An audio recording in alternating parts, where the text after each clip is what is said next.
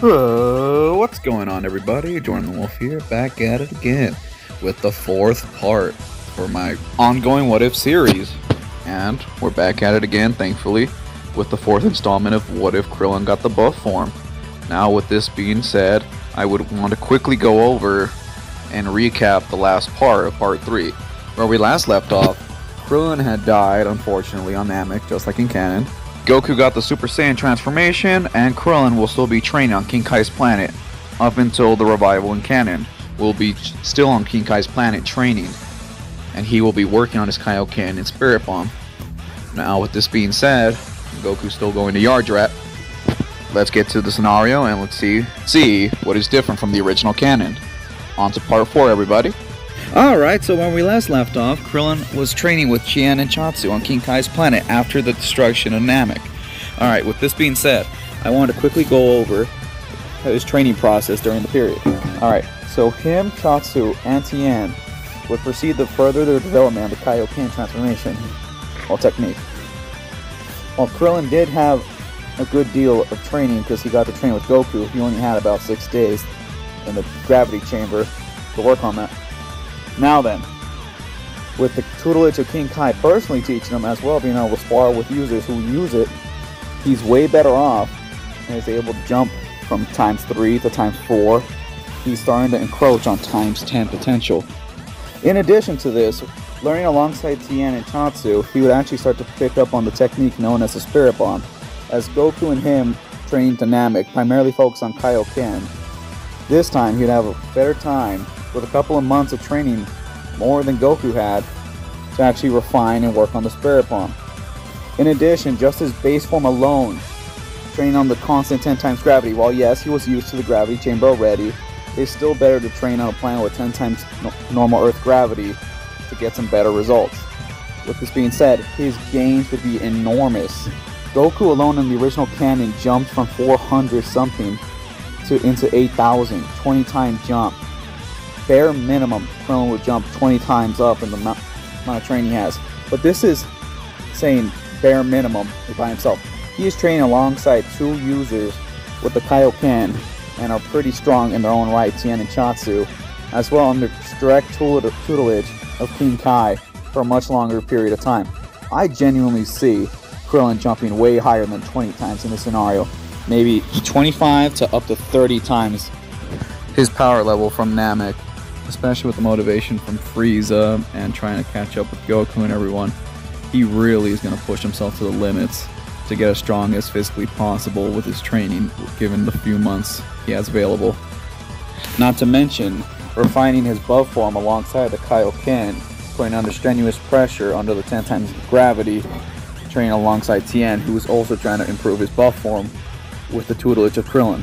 As a result, Tien and Krillin would be coming out of this training period with great results, being able to stack Kaioken upon their buff forms, in addition be able to learn the Spirit Bomb.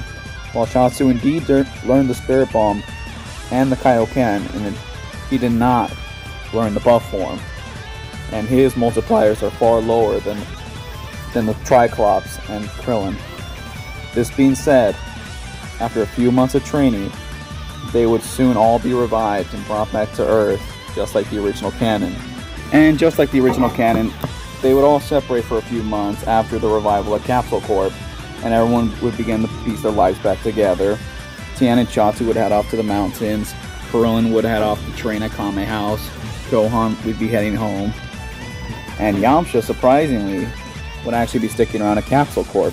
Keep in mind, Vegeta's not around in this scenario, so it will be Yamcha still trying to fix his shattered relationship with Bulma at the moment. Still, right now. Having said this, now we're going to skip off to after 1 year, where we're going to head to the deserts. As just like in the original, everyone would start to sense the large powers coming towards the Earth, as they would all make their ways to the desert as they did in canon.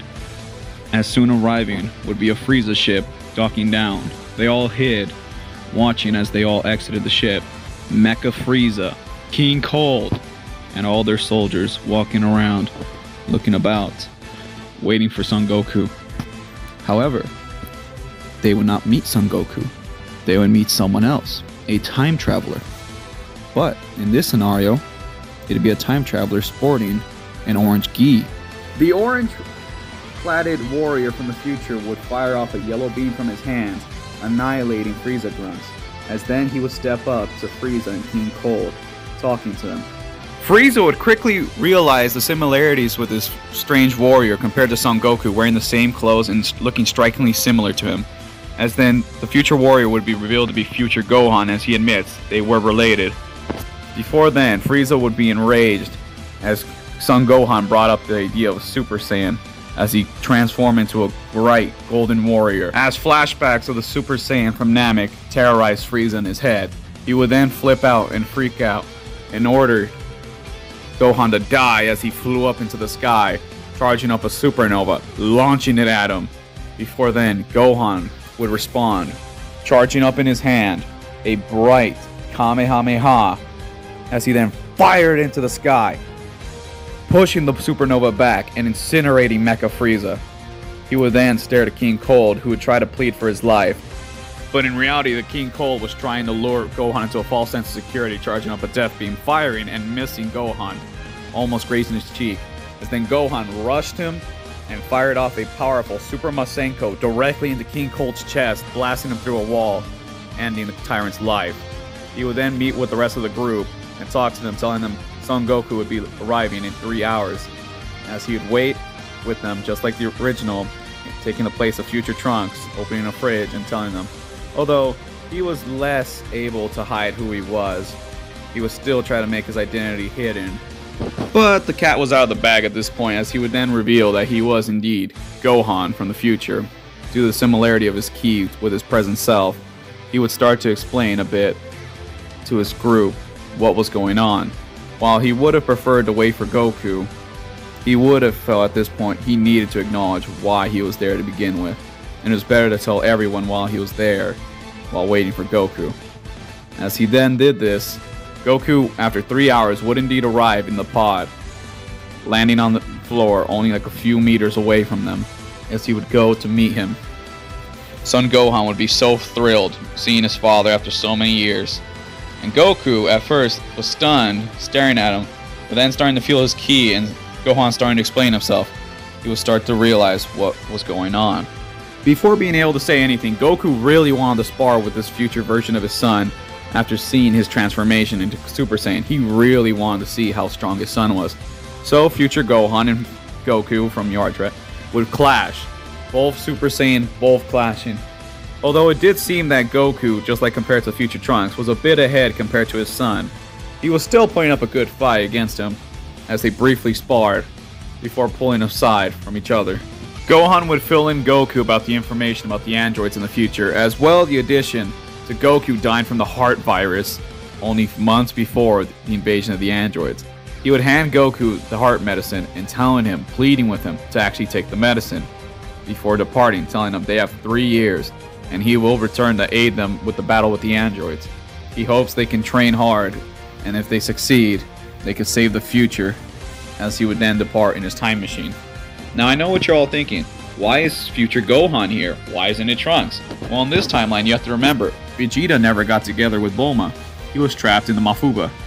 In this timeline, Bulma was single up to this point, or maybe reuniting with Yamcha. So in this situation, Trunks was never going to be born. So instead, Gohan was the sole survivor. And I will get into that in a bit, why he was the only one there. Having said that, now we have to get onto the 3-year time skip.